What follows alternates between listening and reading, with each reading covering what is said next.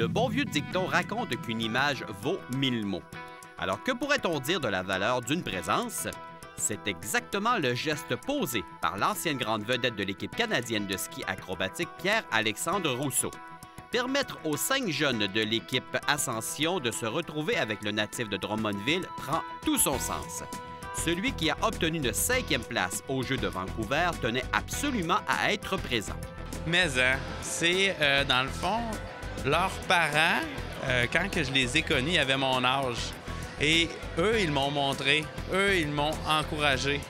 Puis là, maintenant, c'est à mon tour de les encourager. C'est tous des jeunes que j'ai vus, que j'ai skié avec eux, que j'ai coaché cet hiver.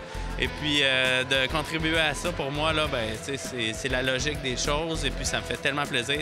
C'est tellement des jeunes qui sont motivés et qui ont beaucoup de talent aussi. C'est important pour des anciens athlètes de redonner à la communauté? Bien, c'est très plaisant à faire. Je me rappelle ce que ça signifiait avoir mes idoles quand j'étais en train de monter. Quand Jean-Luc il venait, quand Dominique, Stéphane ils venaient me voir, moi, ça signifiait beaucoup. J'écoutais, je buvais leurs paroles. Et puis, je me rappelle, ça fait pas longtemps, on dirait que c'était hier que j'étais dans leurs souliers. Alors, c'est hier, mais ça passe excessivement vite. Bon, souvent, on dit que les parents, lorsqu'on donne des conseils à nos enfants, et on n'est pas sûr quand même, mais quand ça vient de quelqu'un d'autre, c'est une petite coche au-dessus. Est-ce que c'est vrai? Parents conjoints, on peut rien enseigner. Donc, ça vient quand même de leur bouche un petit peu parce que c'est des gens qui m'ont conseillé, qui m'ont supporté, qui étaient là quand ça allait pas bien, qui étaient là quand ça allait bien, qui étaient fiers de moi et puis qui ont fait que j'ai continué à croire en moi malgré les grosses difficultés que j'ai pu rencontrer dans ma carrière. Fait que c'est le même message véhiculé par d'autres personnes qui, aux yeux des enfants, ont une crédibilité qui sont plus adéquates. Le sport, on le sait tous, évolue d'une manière très rapide. Les manœuvres pratiquées dans les années 80 ou encore 90 sont nettement dépassées comparées aux actions sportives retrouvées aujourd'hui. Alors, à la lumière de ces importants changements, les conseils donnés par les anciens gardent toujours un impact majeur. On fonce, on n'abandonne pas, on se laisse pas de barrière. Moi, j'ai passé à travers plusieurs étapes du sport. Puis quand j'ai commencé, c'était des doubles twists, c'était des doubles manœuvres. Puis quand j'ai terminé, c'était des backflips avec des doubles vrilles.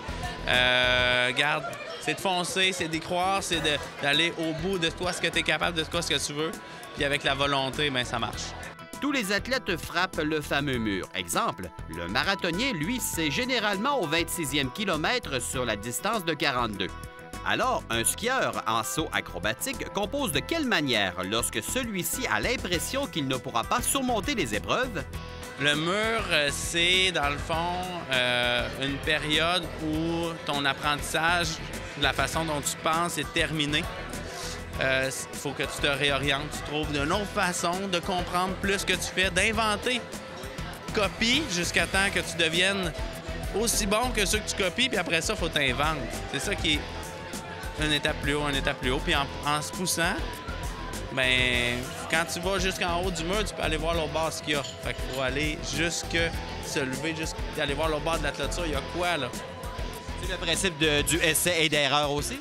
Ouais, puis c'est de ne pas se décourager quand que ça va pas bien pendant un petit bout de temps. Un échec, ça fait partie intégrale du principe d'apprentissage. Et puis c'est dans les moments les plus creux qu'on apprend le plus. Donc, mais c'est des jeunes solides, avec une bonne tête sur les épaules, avec des aptitudes mentales extraordinaires. Ils ont les outils pour passer à travers ces échecs-là ou ces moments difficiles-là. Puis il n'y a pas de problème. Puis il y en a un, justement, cette année, qui a la même blessure que j'ai eue en 2002. Il s'est fracturé le cou. Et puis, il a la tête pour s'en sortir. Puis ça va être comme rien dans 10 ans, c'est sûr. Il va passer à travers de ça facilement. Alors voilà les pertinents propos d'un athlète ayant un parcours vraiment impressionnant. 30 podiums en Coupe du monde, champion canadien à 6 reprises, une médaille d'argent lors des championnats du monde en 2001, une victoire lors des championnats du monde en 2007 et lors des Jeux olympiques de Vancouver, une 5e place, tout ça en 15 ans de carrière.